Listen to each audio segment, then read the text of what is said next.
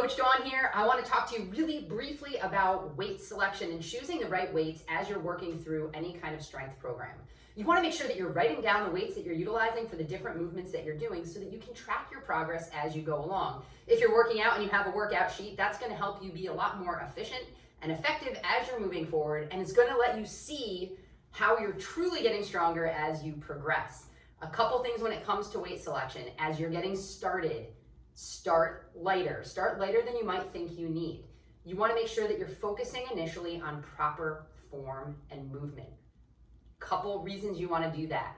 If you are not doing a movement correctly, you're going to get hurt, and that's going to be counterproductive. We don't want injuries. So you want to make sure that you're starting off light enough so that you can be focusing on that proper form. The other reason that form is going to be so important, if you're not doing the movement right, then you're not going to be working the muscles in the way that you need to be working them. So it's really important as you get started and as you get comfortable with the various moves that you're using a light enough weight that you can be really focusing on form. Once you have your form down, I'm going to challenge you to make sure that you're increasing your weight, and oftentimes start off with a little bit more than you think you can do, because we don't give ourselves enough credit sometimes, and we can actually lift heavier than we think. So how do we choose your weight selection? I'm going to talk as though we're doing sets of 10. However, this is going to be the same principle regardless of how many repetitions you're doing. If you're doing reps of 10, you want to be choosing a weight that the last 3 reps are really challenging. That if I asked you to do 13, 14, or 15, you probably couldn't do it, right? Your first couple when you're doing a set of 10 are probably going to be a little bit easier, but you really want to be struggling at the end. Again, struggling with proper form. So as you choose a movement, as you choose your weight for a particular movement, keep that in mind.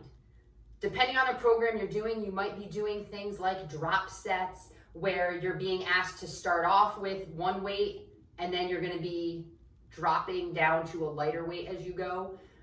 If you're doing a program with me, I'm going to talk you through the weight selection. If we're doing a program where we're doing, for example, 3 sets of 10, I'm going to ask you to choose a weight to start with that you think you'll be able to do for all 3 sets. What's nice is you'll have the ability to adjust as you go. If you do your first set of 10 and you said, oh wow, that was really easy, you can increase that weight. So you'll start to get a feel for your body. Again, most important thing, start light enough as you're going so that you can make sure you're doing proper form. If at any point in time you pick up a weight, you get to 7 and you just can't do another movement, put the weight down and either go to a lighter weight or do that move with no weight at all and just continue to do that proper form. If you have questions about weight selection, make sure you get in touch with me. Otherwise, keep track of the weights you're utilizing so you can see your progress as you go.